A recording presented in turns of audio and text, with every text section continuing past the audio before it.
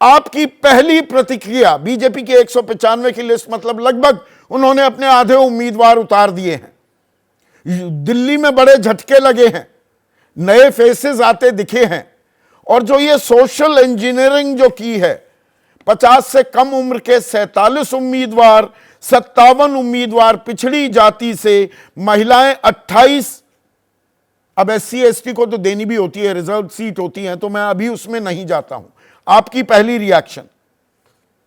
पहली प्रतिक्रिया तो यह है संदीप कि जिन राज्यों में बीजेपी को मुझे लगता है कि राज्य के स्तर की राजनीति अलग ढंग से करनी है, वहां पे उन्होंने काफी मेजर फेरबदल किया है। जैसे दिल्ली की राज्य की राजनीति में जो है वो बीजेपी का कोई हेडविंग नहीं हो पा रहा था, इसलिए मुझे लगता है कि बड़े तादाद में चेहरे भी बदले हैं, और हो सकता है कुछ चेहरों को जो फ्री किया गया है, जरूरी नहीं है कि संदीप उन्हें राजनीति से मुक्त किया गया है। ये भी संभावना है कि कुछ चेहरों को आने वाले विधानसभा चुनाव के हिसाब से उन्होंने अपने आप को रीपोजिशन किया, और ये भी संभावना है। लेकिन कई बड़े नाम कटे हैं, स्वाभाविक सी बात है। कई बड़े नामों को रीएडजस्ट किया गया है, वो भी स्वाभाविक सी बात है। नए चेहरे जो आ रहे हैं उनमें ज्यादा मेरा इंटरेस्ट है। बांसुरी स्वराज का आना ये एक इंटरेस्टिंग एंगल है, क्योंकि सुषमा जी की गुडविल हम सभी जानते हैं सब तरफ है, लेकिन पिछले 1 साल से मैं उनको एक प्रवक्ता के रूप में भी देख रहा हूं, जिसमें उन्होंने अपने आप को काफी अच्छे और गरिमापूर्ण ढंग से टीवी पे हमेशा अपने को बना के रखा। हो सकता है वो एक नई लीडरशिप की वानगी दिल्ली के हिसाब से। दिल्ली में क्या किसी एंटी इनकम्बेंसी की आशंका भी झलक दिखाती है क्या इस लिस्ट में? प्रवेश वर्मा, बड़े कड़े बोल, तीखे शब्दों का इस्तेमाल करने वाले। गौतम गंभीर ने तो खुद ही चुनावी राजनीति से संन्यास लेने का ऐलान कर दिया। डॉक्टर हर्षवर्धन, पुराने दिग्गज, और गुडविल आपने शब्द इस्तेमाल किया, उनकी बहुत अच्छी है, उनको हटा देना। रमेश बिधूड़ी, अब दानिश अली पर किस तरह से हमला बोला था लोकसभा में, वो सबको जग जाहिर है।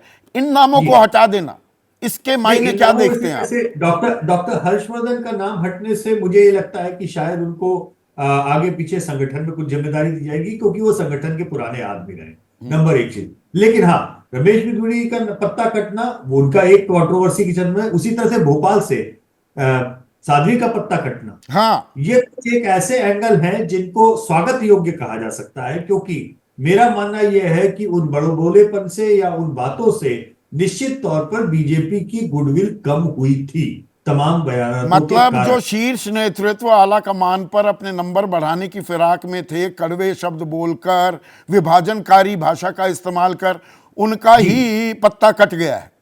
जी बिल्कुल, एक अंग्रेजी में कहावत है, more Catholic than the Pope. Yes, जितने लोग इस तरीके की कोशिश कर रहे थे, वो पत्ता कटा है, वो स्वागत योग्य है निश्चित तौर पर, क्योंकि मुझे लगता है कि जितने भी सुधी लोग हैं जो इन तरह की बातों को सुनते हैं, उनको कहीं ना कहीं कष्ट किसी भी पार्टी के हुआ है। और ऐसा लगता था, क्योंकि मजाक भी उड़ाया जाता था, जब प्रधानमंत्री ने ये बात बोली थी कि हम मन से माफ नहीं कर पाएंगे, उसका लगभग 4 साल मजाक ही वो नहीं, 2019 के चुनाव में बोला था, चुनाव से पहले उन्होंने ये बात बोली तुरंत कि हम मन से माफ नहीं कर पाएंगे। तो लेकिन यही बात है कि सही चीज का, सही फैसले का सही वक्त होता है।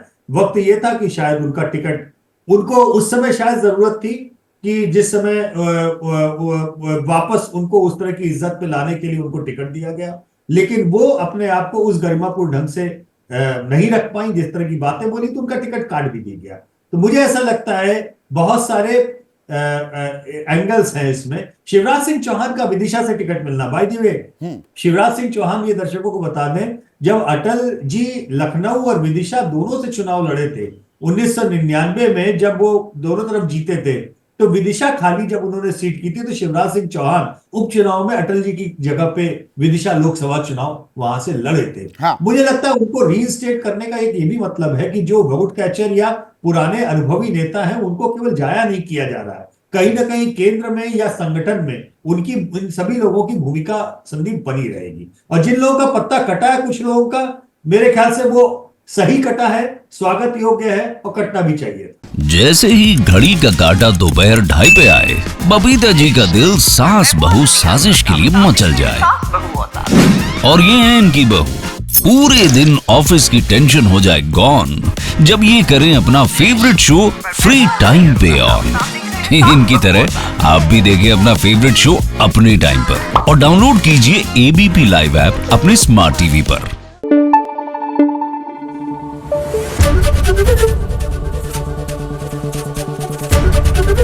एबीपी न्यूज आपको रखे आगे।